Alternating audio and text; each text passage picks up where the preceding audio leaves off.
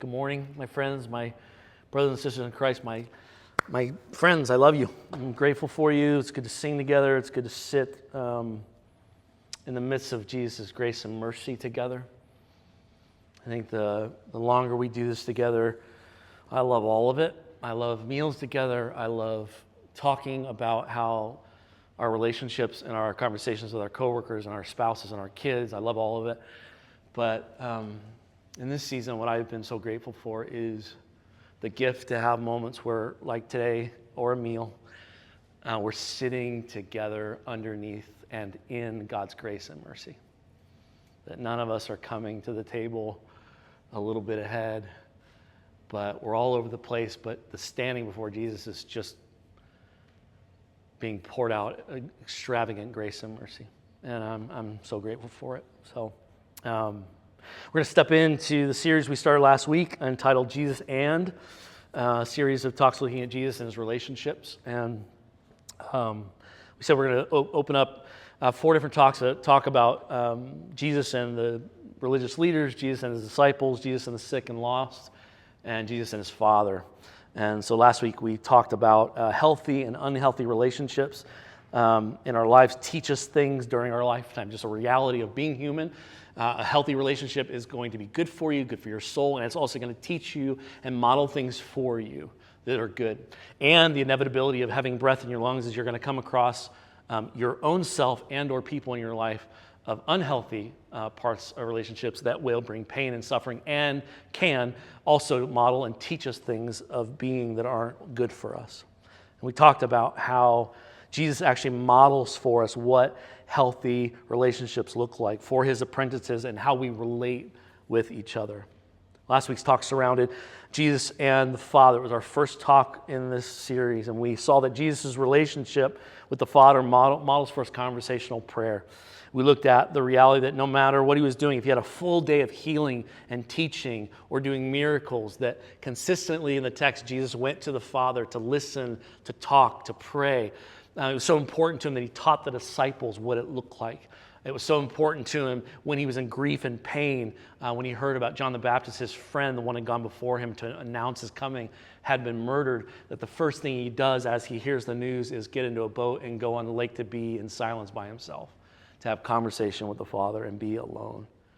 We saw over and over again that this was a part of Jesus' life, that conversational prayer and listening to the Father was central. It was a priority in his life.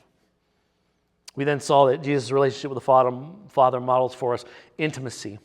That Jesus, in many ways, but one of the things we talked about was the ongoing intimacy and connection, what it looked like. And one of the things that we talked about was this idea that Jesus didn't act unless he connected it with what he saw the Father doing.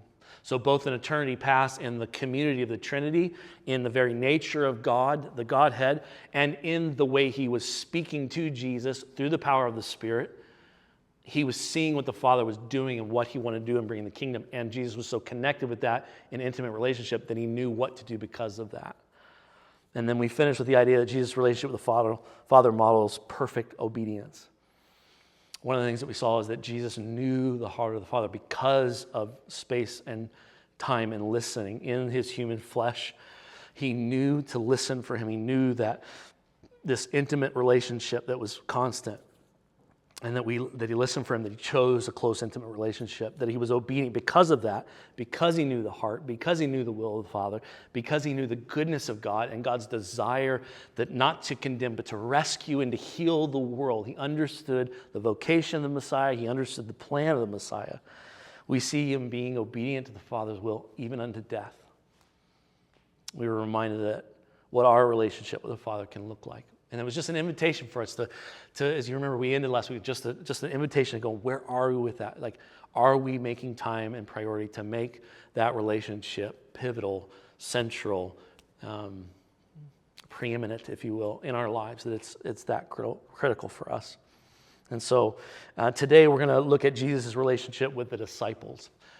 Of all the talks, this was the one that felt like I could talk through all the gospel because there's so many moments and so many different ways that Jesus modeled good and hard and beautiful things to the disciples that it could have been a couple of talks, but I think what we'll do today is just kind of focus on John 13 and then maybe John 21 a little bit, if we have time to get there, about how Jesus both taught and behaved with the disciples and how he called them to hard things and he called them to beautiful things, but in that always going first. It was one of the things I loved this week as I was finishing up the talk was like, Jesus never calls us to go to a place he's never gone. He goes there first with the disciples. He leads them, he shows them, he models for them what it looks like, and then he calls them to obedience in that.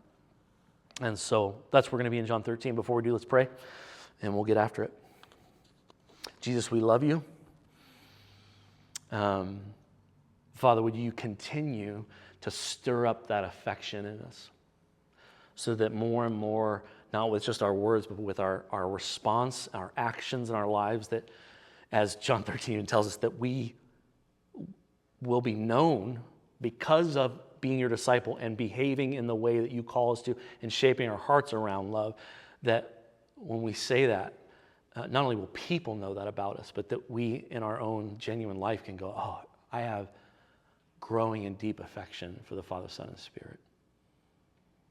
And so, Father, help our hearts in the waywardness of them and buoy, bolster, encourage, build up the places where we are connecting with you in that way and finding places of hope and love. And so would you speak to us today, shape us today, encourage us today. And all God's people said, Lovely. Thank you. If you're taking notes, our first statement of the day is this. I'll read it twice because it's a long one. Jesus' relationship with the disciples teaches us what humility and serving others looks like. Jesus' relationship with the disciples teaches us what humility and what serving others looks like. John 13, verse 1. It was just before the Passover festival. Jesus knew that the hour had come for him to leave this world and go to the Father. Having loved his own who were in the world, he loved them to the end. And the evening meal was in progress, and the devil had already prompted Judas, the son of Simon Iscariot, to betray Jesus. Jesus knew that the Father had put all things under his power, and that he had come from God and was returning to God. So he got up from the meal, took off his outer clothing, and wrapped a towel around his waist.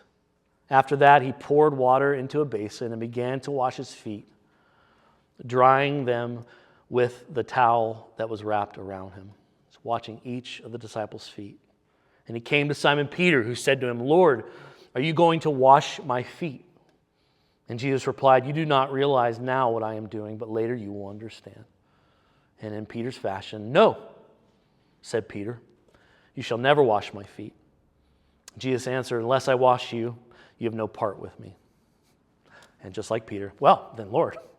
Simon Peter replied, "Not just my feet, but my hands and my head as well." And Jesus answered, "Those who have a bath need only to wash their feet. Their whole body is clean, and you are clean, though not every one of you." For he knew who was going to betray him, and that was why he said not everyone was clean. When he had finished washing their feet, he put on his clothes and returned to his place. "Do you understand what I have done for you?" he asked them. "You call me teacher and Lord, and rightly so, for that is what I am. Now that I, your Lord and teacher, have washed your feet, you also should wash one another's feet. I've set you an example that you should do as I have done for you. Very truly, I tell you, no servant is greater than his master, nor is a messenger greater than the one who sent him. Now that you know these things, you will be blessed if you do them." Now, if you've been around our church for a little bit of time, you've heard me say this before. But it's in the first century Palestine, feet were typically washed by servants or slaves. And it was a sign of hospitality, absolutely. And yet it was also seen in both Greek, Roman, all culture. It was also a demeaning act. So it was both one of showing hospitality, and so the host would never almost never washed the feet of those who had come to the meal. And yet Jesus, the God of the universe and human flesh, says to Peter, unless I wash you, you have no part with me. And the thing I thought through this week was that in one act, it does it multiple different ways. But I don't know if there's any place in the gospel that is as clear, and there might be. In one act, that Jesus shows his disciples and every follower of Jesus who followed after what humility and the service of others actually looks like. And it's really easy for me and for you to go, okay, Matt, well, we don't wash feet in this culture anymore. And we could go there and go, well, there's places in Nigeria and Western Africa. Those places still do. But let's give us that and say that it is not just about washing feet. It's about heart posture. And it's about the reality that the one who was over everything and was powerful over everything and created all things and had the power over life and death says, if I do this, you do this. If I'm willing to get down on my knees and remove my outer clothing and wash anyone based on nothing, not status, not position, but just because they're in front of me and they have breath in front of me, that as a human who reflects the image of God, that's what I do. So that's what you do. If you're in me and you're following me, man, this is what you do. You wash the feet. You serve others. I think Paul gives us in the writing of Philippians one of the most beautiful roadmaps and reminders of this reality. Anytime I'm struggling in my life to serve others when it's hard, whether they've done something wrong to me or in just my flesh I'm indifferent to them or there's a lot of reasons. I go to Philippians 2 probably the most in my life because it not only reminds me of what Jesus did, but then it calls me to, in light of this reality of who you follow, this is what you're called to do in your life. If you are an apprentice of Jesus, this is what it looks like. And it's really simple and hard and beautiful all at the same time. And so I want to read Philippians 2 to you because I think it's perfect for us. It's writing to this really faithful church. If we're looking at Corinthians and Philippi, where Philippians nailing it. They're killing it. And I think this is a beautiful thing. Verse 1 of chapter 2, it says this. Therefore, if you have any encouragement from being united in Messiah Jesus, any comfort from his love, if any common sharing in the Spirit, if any tenderness and compassion, then make my joy complete by being like-minded, having the same love, being one in spirit and one in mind. Here's the pathway, men and women. Do nothing out of selfish ambition or vain conceit.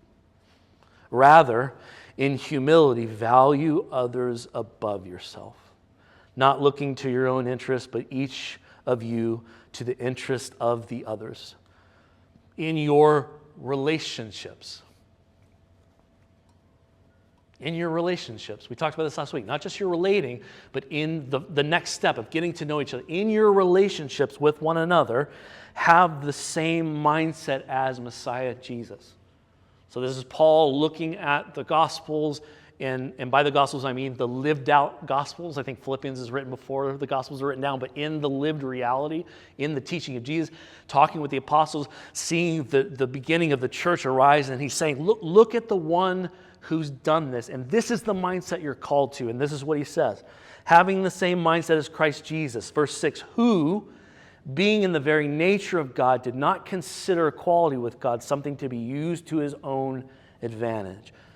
Rather, the second person of the Trinity, in the Godhead, in the community, made himself nothing by taking the very nature of a servant, being made in human likeness, and being found in appearance as a man, he humbled himself by becoming obedient to death, even death on a cross.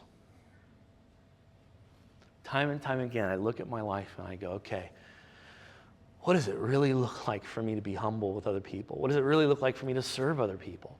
All right, Jesus is in the upper room. It's this heavy time. He's doing his, what we call in John 13 through 17, the upper discourse, the final goodbye. And he gets to this washing of feet, and we go, oh, that's a nice thing. Maybe in our gathering sometimes we should do a foot washing. And I think we should, because I think they're great. When I've done them, they're awesome. But stopping enough to go, what is really going on there? That in his relationship with the disciples and to the very end, what he's trying to get through their heads for 3.5 years over and over and over again is this. I've served you for 3 years. I've loved you for 3 years. I've corrected you for 3 years. And all the time, most of you didn't totally get what was going on, that I was the God-man. I was the one coming to set things right that had gone wrong because of humanity, but I'm the one who's coming to heal it. And yet even in that, I don't hold that over you. I don't berate you. I just invite you into what it looks like for humans to flourish in the kingdom of God and in the new heavens and new earth to come. To what? To serve others. To not look at others that you're better than them. Paul just perfectly kind of succincts this in Philippians. Look to not do anything out of selfish conceit or vainness, but ongoingly, in modern words, we just say, every day when you wake up, start talking with the Spirit about the reality that what is true would come to mind. You aren't better than anyone else. You aren't above anyone else. You are here to love people and to serve as a son or a daughter of the God of the universe. And so my motivations today are out of that place. And if my motivations are sideways, then I come back and I confess. And I keep coming back to this idea, okay, tenderness and compassion. And then we start talking with the Spirit and looking at that. And so Jesus' relationship with the disciples, it teaches us what humility looks like and what serving looks like. It's one of the really good things for us to go, if you're writing down notes, just even in a note, like anytime you're wrestling with anything in your identity, anything about what we're doing in this world, the mess of this world, write down John 13 and Philippians 2 and read them. And just kind of come back and go, this is where I go to go, what am I doing here? Like, what am I doing here? Well, I'm here to have a successful business, make sure my family makes a lot of money, make sure, all secondary. Third, you have to pay for our bills, that's important. What is your primary purpose? That in myself as an apprentice of Jesus, that I'm looking, that my heart is shaped around the things that Jesus lived out and said, that Paul calls us to having the same mind, the oneness of the Spirit as one in Messiah Jesus. What is that? That even though he was greater than all, he gave his life away. And so the call to the disciples is, hey, I'm the one who's over all of this. I'm the one who's king over this, and I'm serving you. So my invitation to you is be humble and serve and love. So Jesus' relationship with the disciple teaches us what humility and serving others looks like. The second thing we learn is this. Jesus' relationship with the disciples teaches us what love looks like. There's a lot of love in our first point as well in verses. But later in John 13, the same chapter, we read this. John 13, 34 and 35. A new command I give you, love one another. As I have loved you, so you must love one another. By this everyone will know that you are my disciples if you love one another. What's incredible about these words to me, and hopefully to you, is that they actually come on the heels of Judas leaving the other disciples in the upper room to betray Jesus. Jesus knows. Judas is in the room earlier. He's giving them reminders of what it looks like to live as they've lived for 3 years. He knows he's leaving. He knows someone's in the room that's going to betray him. And then Judas leaves the room, and Jesus talks about love. And he talks about sacrifice, and he talks about a new command that I give you. And if you want to be known in my family, if you want to be known, this is what it looks like. It looks like love. One of the more beautiful things that he calls his disciples to love. Jesus knows it will change the world. He knows it's what humans desperately need, to love and be loved. I don't know all of what Judas is thinking and feeling. Maybe I know very little. But money's involved in the moment of the betrayal. And so there's probably maybe either a greed or a need there. And that betrayal, what was really in the heart of hearts in that moment, at least we can say, for Judas in that moment, is more important in that moment than the love that Jesus has invited me to. And instead of Jesus going on a rant to the other 11 disciples about this guy who left, he just goes, hey, 11 of you are here. Here's what it looks like. A new command I give you, love one another. Now, I don't make it a habit of quoting dictators during our gatherings, especially French dictators. But there's a story I want to share with you. I shared with one of you this morning. I was going to share this, or a few of you. And I found it very interesting. I read this years ago, and I revisited it this week and thought, why not? because it's a very interesting story. At the near the last, not really sure historically, and there's a couple of arguments of where this is, but Napoleon Bonaparte was a handful of call him a dictator, call him an emperor, call him whatever you want, but 3.5 to 6 million, maybe 7 million people were killed in the wars by him, and not a person we would look at and say, hey guys, this is who you should follow. So that is not my point. So if any of you walked away and said, the pastor today said we should, that's not what I'm saying. This is a good story here, but the last few years of his life, he had been exiled to an island called St. Helena, and there was this conversation with one of his generals that was written down specifically about the deity of Christ. And I'm going to read the engagement to you. So it's a little bit of length, but I want you to hear it. So General Bertrand said to Napoleon, I cannot conceive, sire, how a great man like you can believe that the Supreme Being, speaking of God, ever exhibited himself to men under a human form, with a body, a face, a mouth, and eyes. Let Jesus be whatever you please, the highest intelligence, the purest heart, the most profound legislator, and in all respects, the most singular being who has ever existed. I grant it, said the general. Simply, though, he was simply a man who taught his disciples and deluded credulous people, as did Orpheus, Confucius, and Brahma. To this, Napoleon Bonaparte responded back to his general by saying this: I know men, and I tell you Jesus Christ was not a man. Now let me stop here and say this.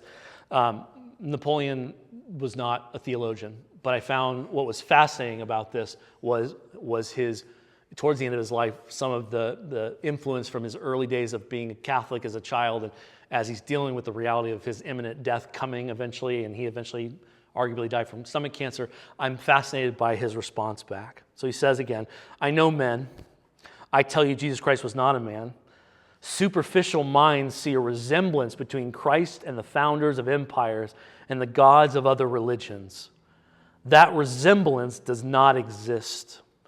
There is between Christianity and other religions the distance of infinity. Here's where I want us to pay attention right here. Alexander the Great, Caesar, Charlemagne, and myself founded empires. But on what did we rest the creations of our genius? Upon sheer force. Jesus Christ alone founded his empire upon love.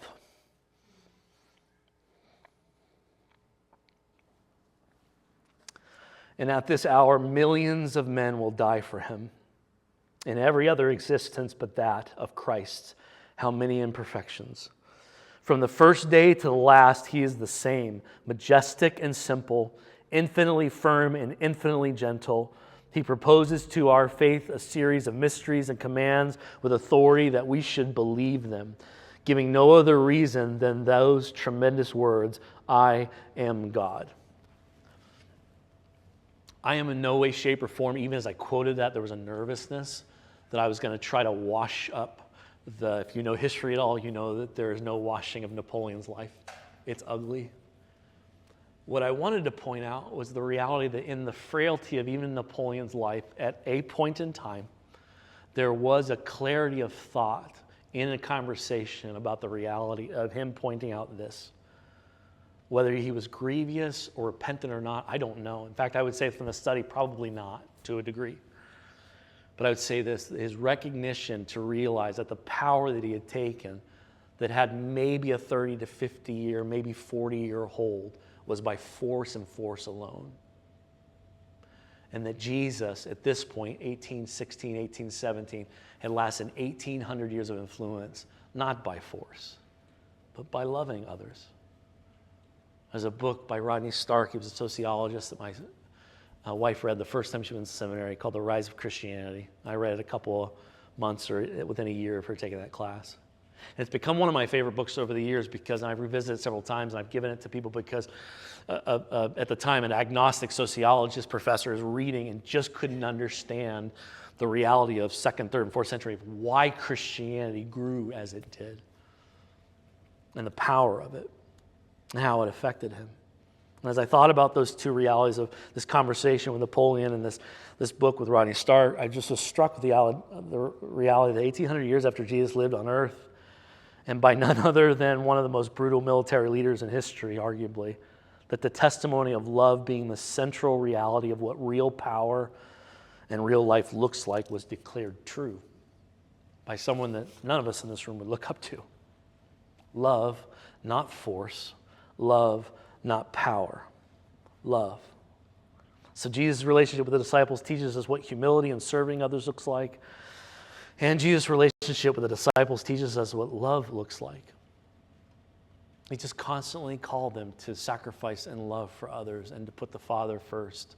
And he modeled that again and again. Lastly, we'll end here. Jesus' relationship with the disciples teaches us what forgiveness looks like. We're going to go to John 21. The day after Jesus' resurrection, he appeared to the disciples a second time. He appeared to them the first time, and it's a funny little story there after Mary Magdalene had kind of led the disciples to wake up and, hey, this is what's happening. And there's a little interaction with Thomas, and the next day, there's this moment where some of the disciples are out on the water, and they're fishing, and Jesus calls out to them to come in. And as they're coming in, Jesus starts to make breakfast. And I just always love this because it's just so much of the life of Jesus. We see that there are these miracles, but then so much of these little points that we're reminded as story readers and listeners, we're going, oh, he's a person, and he has to eat. And so he starts making breakfast. And so in chapter 21, we're going to pick up verse 15. And when they had finished eating, so they had come in from the water, and they started eating together. When they had finished eating, Jesus said to Simon Peter, Simon, son of John, do you love me more than these? And Peter said, yes, Lord, I do. You know that I love you, Jesus. I love you. And Jesus said, feed my lambs. Verse 16, again, Jesus said, Simon, son of John, do you love me? And he answered, yes, Lord, you know that I love you. And Jesus said, take care of my sheep. And the third time he said to him, Simon, son of John, do you love me? And Peter was hurt because Jesus had asked him the third time, do you love me? And he said, Lord, you know all things, and you know that I love you. And Jesus said, feed my sheep. Now, just in these short 3 verses, there are probably maybe more. I made a list of 11 things that we could point out here, but I'm going to point out one. So as you're hearing this and I talk about one thing, know that the ADHD part of me and the time thing was like, I need to tell them all 11 things. But I'm going to tell you one thing that it models for us. And here's where it is. Jesus is in this moment.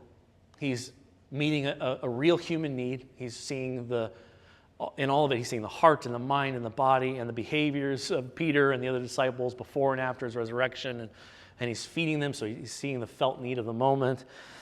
But he knows, and Simon Peter knows, that just a day and a half to 3 days before, that Simon Peter has publicly denied Jesus 3 times. Somebody he walked with for 3 years, maybe 3.5 years, and he's just publicly multiple times said, I don't know who this person is. He's denied him. And so we have to believe that Peter's gone through a pretty special type of grieving in those several days. While Jesus was being falsely accused, while Jesus was being beaten, while Jesus was being killed and murdered, Peter is both denying and then having to live with the reality that he's denied the one he calls master teacher, the one he said later, oh, you know I love you, which is good because we know that even in the mistakes that Peter's knowing, no, Jesus, you know that I love you, I've failed here. So in this moment, we've got this shame, we've got this grief. And I love that when Jesus sees Peter in this moment, what's the first thing he does? The first thing I was about to say weak, but I don't know all of you and how you would handle this. The first thing I would have probably done is seen the person who betrayed me. And I don't think I'd be the person who would go right at them and say, hey, look, but I know in my heart I'd feel betrayed. I'd feel crushed. I feel that this is my opportunity to tell them in some way, shape, or form how much they let me down and how much they failed me. And knowing me and my flesh, I'd probably say, not just me, but then I'd be like, and Lord, you hurt everyone around us. And I love that Jesus, in seeing the brokenness of humanity and seeing what he's done and seeing Peter as a family member and as a human who is struggling but has made a decision to follow Jesus, he looks at him and he feeds him, and he loves him, and he reinstates him, and he charges him to service. And so without needing to ask, Peter's forgiven, and not just forgiven, not just, hey, the weight of what I've done on the cross has my blood over that has taken the place of that. I've forgiven you. I have released the consequence of sin and brokennesses over you, and the consequence of what, and I'm letting you know you are forgiven. You are washed clean. You and I are together in this. I see you. I love you. And not just that, not just you're forgiven and now you're on the bench, but you're still in the family. Now I'm going to charge you and reinstate you with the mission as a follower, as a friend, and now as a person with great purpose.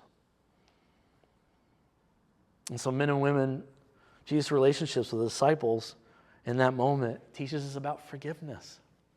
It teaches us about, and there's so many places I could have gone, but I wanted to keep it within the relationship of the disciples, because these are these people who have, again, I don't mean it crassly, but they lived with them, and they peed behind bushes with them, and they made meals, and they laughed, and they probably passed gas, and they talked with people, and they got hangry in the afternoon when they were frustrated in serving. They lived real life together. And I mean, there's even places where you see even some fun things in the gospel where we hear the one who is beloved or loved, they got there faster to the tomb and running. There's all kinds of engagement between these men and these people who are seeking to follow Jesus incredibly imperfectly. And of the hundreds or thousands of things that the relationship between Jesus and the disciple teaches us, and they're there, I want us to point at that Jesus shows us what forgiveness looks like. And hear me, I know it's complicated. I know it's not a one-time thing. I know in our hearts and minds that we have to keep coming back to that. But that's one of the invitations today I want to leave us with. Is that some of us in this room are sitting, whether it be a parent or a former boss or a spouse or an ex-spouse or a sibling or the guy on the 60 this week on Thursday. No, I'm kidding. I think it was Friday. So when I say to you, we need to do work in forgiveness, that's not me coming with a Bible and going, you should do that this week. But an invitation from Jesus, from the scriptures, from your brother who loves you, it is critical that we do the journey work here. Critical for us. If we want to have healthy relationships where we're not living out of two parts of our hearts, and we're ongoing with one part of our heart, hating someone who's hurt us, and holding on to a sense of, I will never forgive you, I will never release you, I will constantly remind you for 5 or 10 or 15 or 30 years of what you did, we're killing ourselves, number one. But we're also kind of pointing out the reality that what you did is worse than anything that anyone's ever done to anyone. And the whole time Jesus is saying, I've forgiven you. And I've forgiven many. And my invitation to you for your freedom, for life, for hope in you is to forgive. Begin the process of releasing your right to vengeance over others and trusting that God will do something with it. So that's where we'll end today. Jesus' relationships with the disciples teach us what humility and what serving looks like, what love looks like, and what the difficult but beautiful action of forgiveness looks like. So that's where we end today. I want to invite you this week to either continue the conversation you're having with Jesus around this area, or start the hard conversation. And it can be simply what we've talked about before in different areas. It can simply be a conversation. The name might come to your head right away, or maybe more than one name, or you might not know what it is. Maybe there's deep-seated anger, and you're not even sure where it's directed at, but people have told you you're holding on, or there's an anger, there's a chip on your shoulder, whatever it may be. Would you start this week? Here's the invitation. Maybe you start this week with just a simple prayer of, Lord, I'm showing up. I don't even know if I'm ready to talk about this yet. But I know that your example is to serve and to love and to sacrifice and to not put myself above others. And forgiveness is something that I have to start practicing, and I don't really know how. I think there's great vulnerability in that, but most importantly, I'll end here, that's the most relational thing you could do. Is instead of going to your head and going, well, I should forgive people, you should go, and if you don't know how or you don't have practice in it, you go to the one who knows your heart and knows you best, who has forgiven you, and you just be honest in a relating way in a relationship and say, Jesus, I don't know how to start this. I hear Matt's story a little bit, and it feels even, and it's okay if it feels a little like fictitious or strange, or how could you ever forgive someone that did this and this? And I want to share with you, even as I'm closing here, that there's other parts of my life that you would hear why I haven't forgiven a person, and you'd be like, that's dumb, Matt, just forgive him. And I'd be like, I can't. And we're complicated people that don't make sense. But I can tell you this, the invitation for us to have conversation with Jesus is the way. It's absolutely the way.